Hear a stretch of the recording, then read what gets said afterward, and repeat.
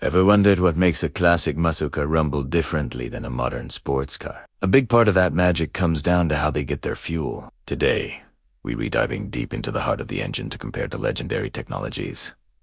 The classic carburetor and modern fuel injection. It's a tale of old-school mechanics versus new-school electronics. Let's start with the ARG, the carburetor. Picture a simple tube, called a venturi. As air rushes through this tube on its way to the engine, it speeds up, and its pressure drops. This is thanks to something called the Bernoulli principle. This low pressure acts like a tiny vacuum, sucking fuel from a small reservoir called the float bowl. The fuel then mixes with the air, creating a combustible mist that the engine can ignite. It's a beautiful, purely mechanical system. There are no computers, no sensors, just physics at its finest. The carburetor's jets and needles have to be manually tuned to get the air-fuel ratio just right. This is why you might see old-school hot rodders with a screwdriver in hand, tweaking their engine for that perfect idle. It's an art form, relying on the driver's feel and the engine's sound.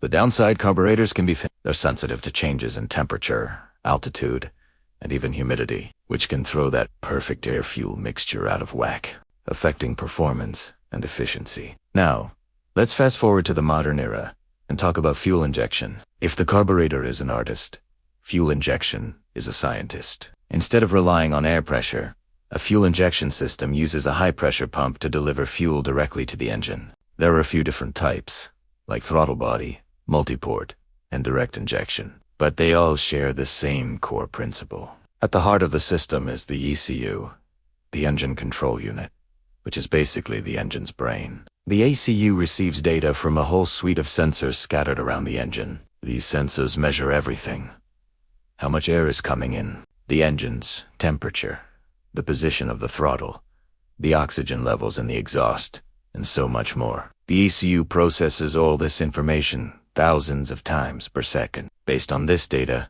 it calculates the exact amount of fuel needed for that precise moment. Then, it sends a signal to the fuel injectors, which are essentially tiny, electronically controlled nozzles. These injectors spray a fine, atomized mist of fuel directly into the intake manifold or, in the case of direct injection, right into the combustion chamber itself. This level of control is simply incredible. The ECU can adjust the air-fuel mixture on the fly, constantly optimizing for power, fuel economy, and emissions. Cold start on a winter morning. The ECU enriches the mixture. Cruising on the highway? It leans it out for better mileage. Stomp on the gas pedal. It instantly delivers more fuel for maximum acceleration.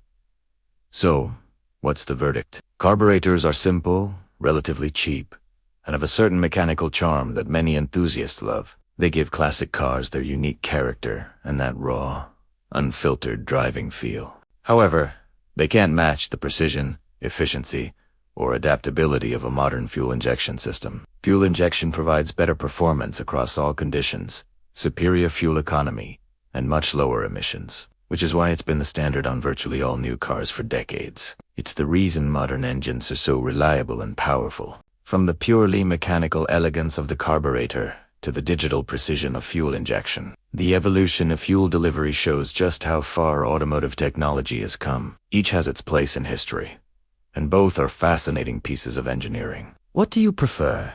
The classic rumble of a carbureted engine or the smooth power of fuel injection? Let me know down in the comments.